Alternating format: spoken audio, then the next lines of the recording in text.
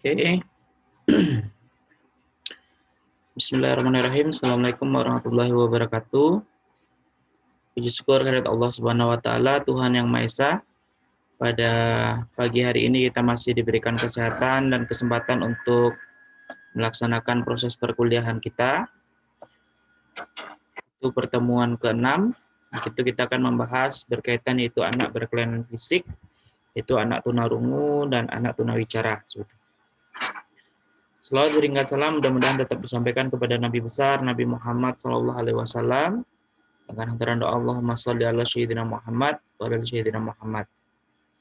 Anda semuanya, saudara-saudara yang berbahagia, Pak doakan mudah-mudahan sekarang dalam keadaan sehat dan tanpa ada kendala dalam mengikuti proses perkuliahan secara daring pada pagi hari ini. Oke. Langsung saja, sebenarnya ini adalah materi lanjutan juga. Itu materi yang sebelumnya kita membahas yaitu anak berkelainan fisik. Nah, sekarang kita akan membahas juga anak berkelainan fisik, tapi yaitu anak tunarungu dan anak tuna wicara. Nah, langsung saja. Jadi anak tunarungu itu adalah anak yang mengalami kehilangan pendengaran sedang, berat, dan sangat berat yang mengakibatkan pada gangguan komunikasi dan bahasa. Jadi nanti kita akan berkaitan juga untuk anak tunawicara itu salah satu penyebabnya adalah ya karena ketunarunguan seseorang atau ketulian seseorang itu gitu. Nah, keadaan ini walaupun telah diberikan alat bantu mendengar tapi tetap ya memerlukan pelayanan pendidikan secara khusus.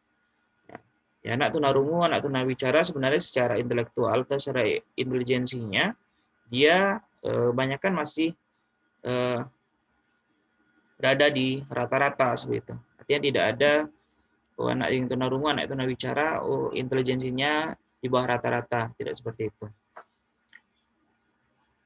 Nah, biasanya anak-anak yang tunarungu ini menggunakan alat bantu pendengaran itu, tapi tetap juga dia perlu sosialisasi di masyarakat sehingga mendapatkan atau memerlukan pendidikan secara khusus. Ini karakteristiknya. Ada ringan, tingkat ketuliannya 25-45 dB. Ini dB-nya adalah desibel untuk tingkat atau apa namanya itu pengukuran ya intensitasnya situ. Ini ada berat, sangat berat, sedang situ. Ini tingkatannya. Nah, kategori hilangnya pendengaran ini untuk yang ringan itu ya ini ada apa? Mampu berkomunikasi dengan menggunakan pendengarannya. Ya, ambang batasnya antara orang sulit mendengar dengan orang normal. Artinya dia masih bisa untuk mampu berkomunikasi dengan menggunakan pendengarannya. Tapi sudah mulai terjadi hambatan. Ini marginal, sering mengalami kesulitan mengikuti suatu pembicaraan berjarak beberapa meter. Sedangkan sedang itu dengan alat bantu dengar atau bantuan mata orang lain masih bisa belajar berbicara. Sedangkan yang berat adalah orang ini tidak bisa belajar berbicara tanpa menggunakan teknik khusus, ya, atau bisa disebut sebagai tulis secara edukatif, misalnya menggunakan bahasa isyarat dan sebagainya. Itu parah, yaitu 75 ke atas, orang ini tidak dapat belajar bahasa dan mengendalikan telinga meskipun telah didukung dengan alat bantu dengar. Nah, walaupun dengan berbeda dengan ini tadi, tapi secara ringkasnya sudah bisa diapakan bahwa ini loh ciri-cirinya yang ringan, marginal, sedang, berat, dan parah tadi. Nah, masalah yang timbul itu adalah ya ketika anak ya telah terdiagnosa menderita kehilangan pendengaran, anak pada awalnya akan kesulitan memunculkan emosi perilaku seperti ya adanya kecemasan, ada rasa takut, marah, depresi seperti itu. Nah, inilah makanya perlu adanya ya pemahaman dari lingkungan. Itu ada self-esteem mereka, kepercayaan diri akan rendah karena berkurangnya komunikasi kemampuan bahasa mereka, dan tingkat kepercayaan diri mereka juga ikut terpengaruh.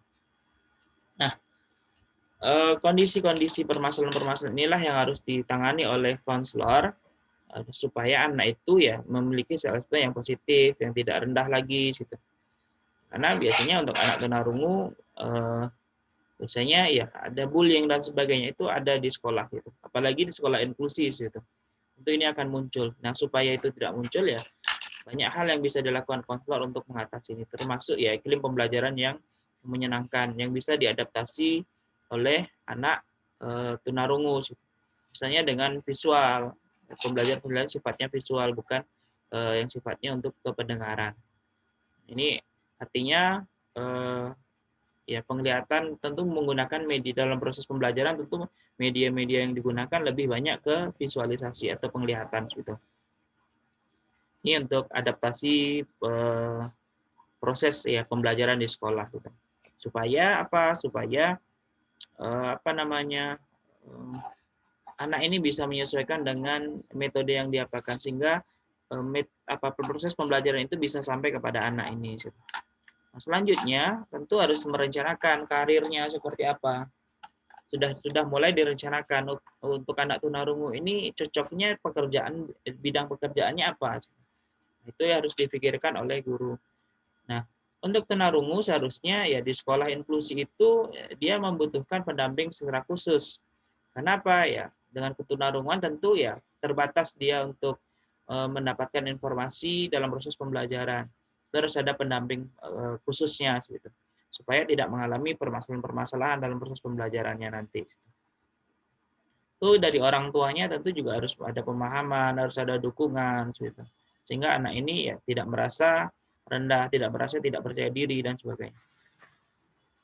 Nah, tunawicara kita ke tunawicara, jadi atau istilahnya adalah anak yang bisu, atau disebut pula dengan ya tunawicara tadi, gangguan bicara atau ketidakmampuan seorang untuk berbicara. Nah, bisu disebabkan oleh gangguan pada organ-organ seperti tenggorokan, pita suara, paru-paru, mulut, dan sebagainya. Nah, seperti yang kita sudah bahas juga di pertemuan sebelumnya, bahwasanya faktor penyebab anak berkebutuhan khusus itu adalah salah satunya adalah gen, ada yang virus, dan sebagainya.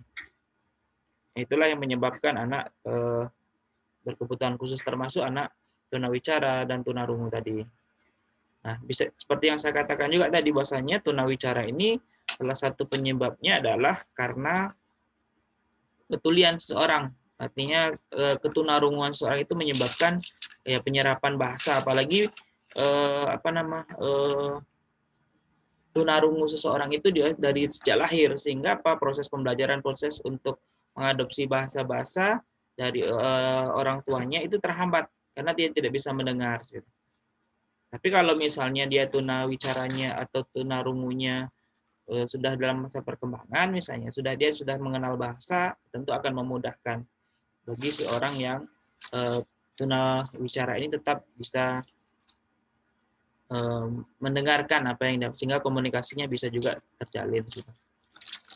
Nah, ciri-ciri tunawicara itu pada umumnya ya memiliki keterlambatan dan perkembangan bahasa atau bicara bila dibandingkan dengan ya perkembangan bicara anak-anak normal.